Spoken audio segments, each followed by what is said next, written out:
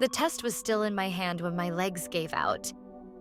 I slid down the bathroom door and sat on the cold tile, staring at the two lines like they were mocking me. My heart was racing, but at the same time, everything inside me felt strangely quiet. I wasn't thinking about the future or consequences yet. The only thought looping in my head was that this wasn't supposed to be my life. Not like this, not now. I was 21 and already exhausted from just surviving. Every month felt like a small battle. Rent, work, bills, pretending I was fine when I wasn't. I had finally convinced myself that I was at least managing. And now, one small piece of plastic had shattered that illusion.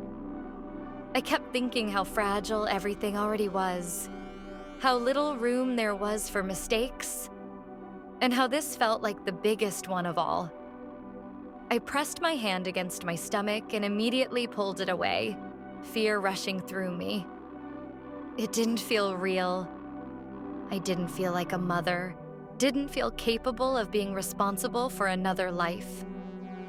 I felt trapped inside my own body, like something had started without asking whether I was ready or not. Then I thought about him. Not about love or support, just his voice in my head. The jokes about kids ruining your freedom, the way he avoided anything that sounded permanent. We weren't even together anymore, but somehow he was still part of this moment. I imagined telling him and felt my chest tighten. I already knew how that conversation would end. I replayed our memories, trying to figure out when things went wrong or if they were ever right to begin with. Late nights, laughter, promises that sounded serious in the dark but disappeared in daylight. Something temporary had turned into something irreversible, and I was the one left holding it. I told myself I had time to decide, that I could breathe, think, weigh my options. But my body didn't care about my logic. It was already moving forward, already changing, already deciding things without me. That scared me more than anything else. Outside my window, life went on like nothing had happened. Cars passed, people laughed, the city kept breathing. I felt disconnected from it all, like I was watching the world through glass while my own reality collapsed in silence. I thought about every option until they all blurred together. Keeping it, ending it, telling him, telling no one. Each choice felt heavy, like it would cost me a part of myself no matter which path I took. What terrified me wasn't being alone. I had been alone before. What terrified me was living with the wrong decision, carrying it with me every day, knowing it was mine and mine alone. Girl, this is that silent kind of chaos. No screaming, no drama yet, just the weight settling in. And that's the worst part. When you realize the world won't pause for you, won't slow down, won't explain itself. It just waits for your move, even when you don't feel ready to make one. What breaks me here is how responsibility arrives before clarity. She doesn't even know what she wants yet, but life is already asking for an answer. And whatever she chooses, she's the one who'll wake up with it every morning. That kind of decision changes you forever, no matter how strong you are. I stopped waiting for things to magically make sense. Days blended together, but my thoughts didn't. They sharpened. I began to understand that clarity doesn't arrive like a gift. You carve it out of confusion. Every small decision felt heavier than it should have, like it was secretly shaping something bigger. I wasn't scared of being wrong anymore. I was scared of standing still long enough for regret to catch up. People around me talked about the future like it was guaranteed. Plans, dreams, timelines, all spoken with confidence I didn't recognize anymore. I listened, nodded, smiled, but inside I questioned everything. What if effort isn't enough? What if timing matters more than talent? What if surviving today costs you tomorrow? These thoughts didn't paralyze me. They pushed me to look closer, think deeper, move smarter. I learned how exhausting it is to constantly observe yourself, measuring reactions, editing words before they leave your mouth, pretending you're fine just to keep the peace. At some point, I realized that strength isn't loud. It's quiet consistency. Showing up even when you don't feel ready. Especially then. There were moments when I felt invisible, and strangely, that gave me power. When no one expects much from you, you're free to become anything. I stopped explaining myself. I stopped proving things that only mattered to me. Instead, I started collecting small wins, finishing what I started, keeping promises to myself, choosing discipline over comfort. No one applauded, but something inside me finally felt solid. I understood that pain doesn't always ask for attention. Sometimes it just sits there, waiting to see what you'll do next. I could let it define me, or I could use it as fuel. Not in a motivational way, in a quiet, relentless way. One step forward, then another, even when it felt pointless. Some nights, doubt still crept in. It whispered that I was late, behind, already losing. But I learned to let those thoughts pass without arguing with them. Fear doesn't disappear when you confront it. It disappears when you outgrow it. And growth isn't dramatic. It's repetitive, boring, unforgiving. I started to see patterns in people, in systems, in myself. How motivation comes and goes, but habits stay. How passion fades, but structure carries you forward. I stopped chasing inspiration and started respecting consistency. That shift didn't feel exciting. It felt responsible. And responsibility, I realized, is underrated. The idea of success stopped being glamorous to me. It became practical, sustainable, something built quietly while others were distracted. I didn't need validation anymore. I needed momentum, direction, proof that I was moving even if no one else noticed yet. By then, I wasn't trying to escape who I was before. I was integrating it. Every mistake, every fear, every wrong assumption became material, not baggage. I wasn't healed. I wasn't finished. But I was no longer lost. And that was enough to keep going. What hit me the most is how quiet this transformation is. No big speeches, no dramatic moments, just someone slowly realizing that no one owes them clarity, and still choosing to move forward. That's not weakness. That's discipline forming under pressure. I see someone learning to stop asking for permission from people, from circumstances, from fear. It's not about becoming fearless. It's about acting while fear is still there. And honestly, that's where real strength starts to show. At some point, I stopped romanticizing struggle. It wasn't beautiful anymore. It was routine. Wake up, do what needs to be done, repeat. No inspiration, no spark, just execution. And strangely, that's when things inside me became quieter. Not easier, quieter. The chaos turned into background noise instead of a command. I realized that waiting for confidence is a trap. Confidence is a side effect, not a requirement. You act first, doubt later. Or you doubt forever and never act at all. I chose movement, even sloppy movement, even imperfect decisions. At least they were mine. There was a strange comfort in knowing that no one was watching yet. No expectations, no pressure to perform. Just me and the work. I could fail privately, adjust quietly, learn without embarrassment. That kind of anonymity is a privilege people don't talk about enough. I stopped asking myself whether this would pay off. That question poisoned everything. Instead, I asked something simpler. Can I do this again tomorrow?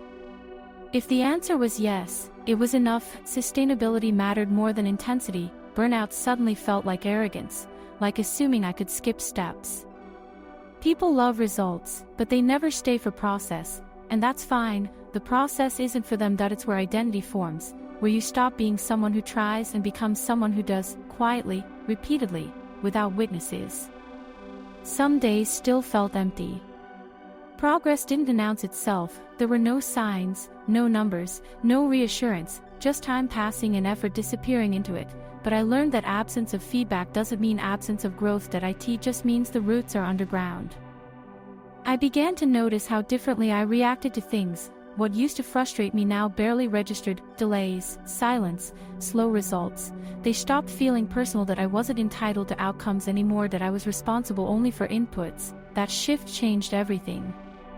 The fear of wasting time slowly dissolved. Nothing felt wasted if it sharpened my judgment. Even mistakes started to feel useful. Each one narrowed the path instead of widening it. Fewer illusions, fewer distractions, less noise.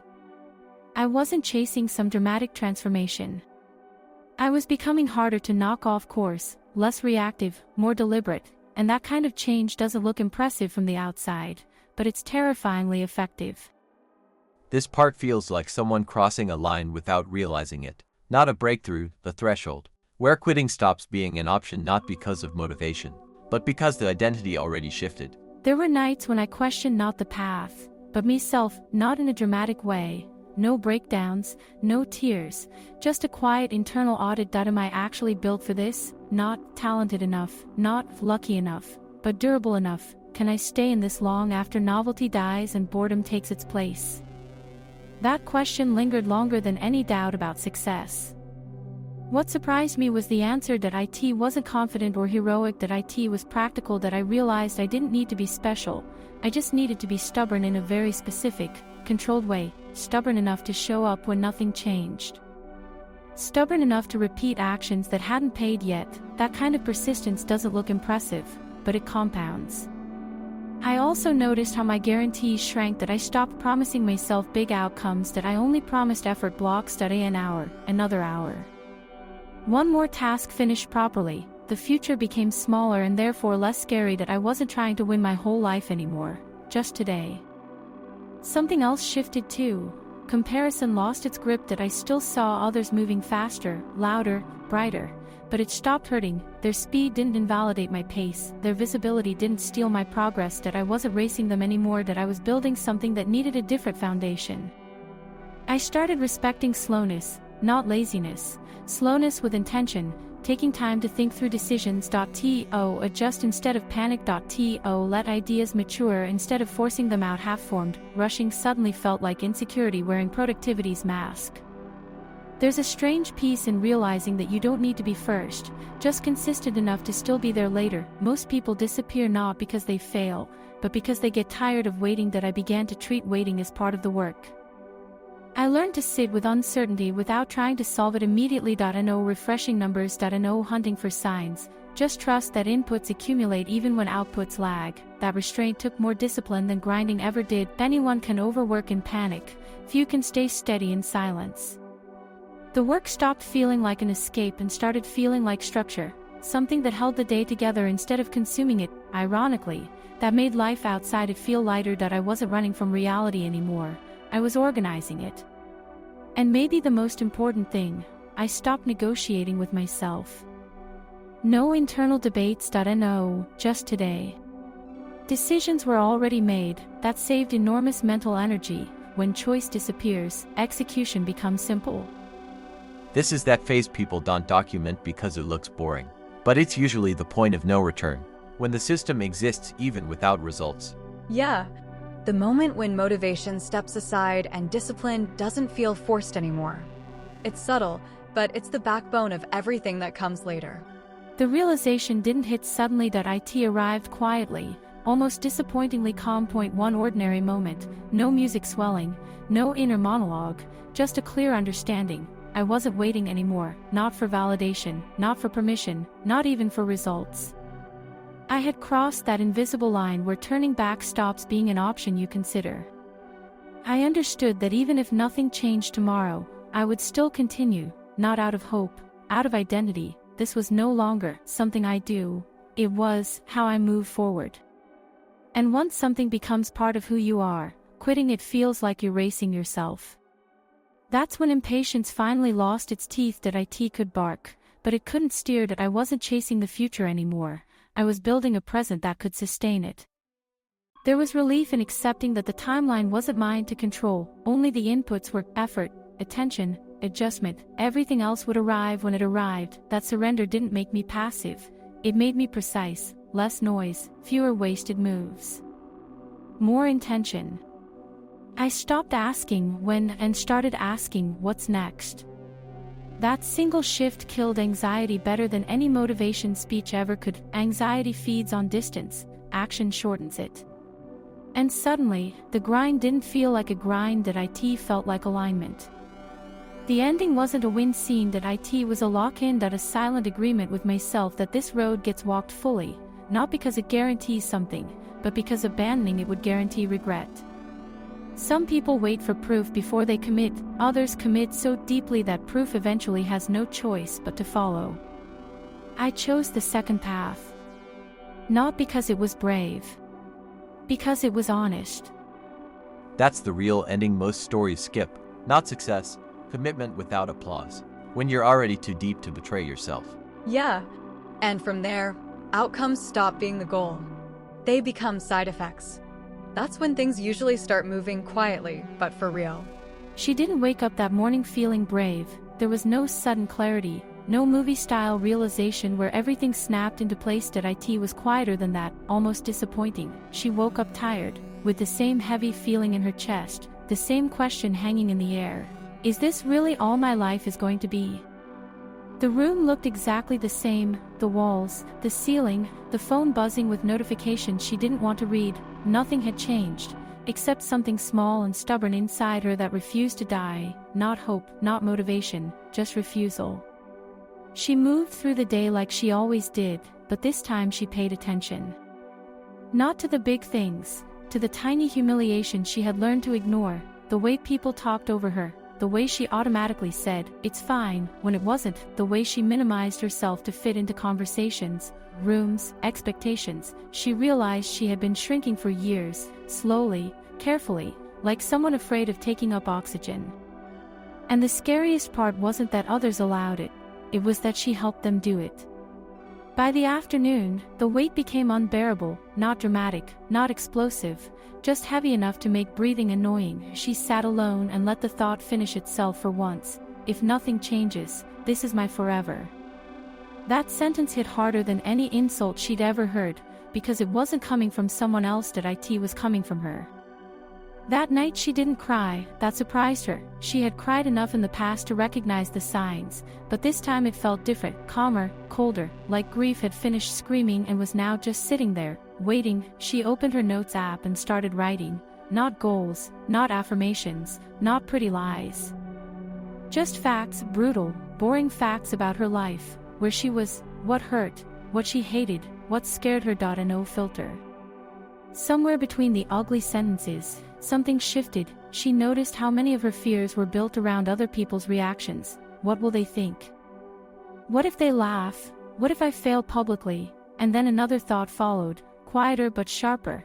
They're already not watching. That one stuck, because it was true. That no one was cheering, but no one was stopping her either. The cage was unlocked. She just hadn't pushed the door. The decision didn't feel heroic. That IT felt uncomfortable, like choosing a harder road, not because it's inspiring, but because staying still hurts more. She didn't promise herself success, she promised herself effort, not forever, just tomorrow, just the next step. Just enough movement to not rot where she stood. The days after that were messy, nothing magically improved. She doubted herself constantly. Some mornings she wanted to quit before starting, some nights she hated what she had made, and still, she continued, not because it felt good, but because stopping felt worse. Progress wasn't loud. That IT was almost insulting how small it was. Tiny wins, tiny changes, tiny proof that she wasn't lying to herself anymore.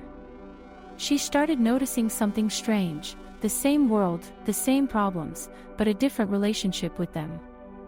Failure didn't feel like the end. It felt like data. Fear didn't disappear. It just stopped being the boss. She was still scared, still unsure, still far from where she wanted to be.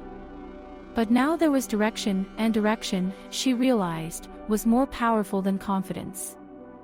One evening, she paused and looked back, not with nostalgia, but with distance. The person she used to be felt familiar, but no longer in control. That version of her didn't disappear, that it just stopped making decisions. And that was the real ending, not success.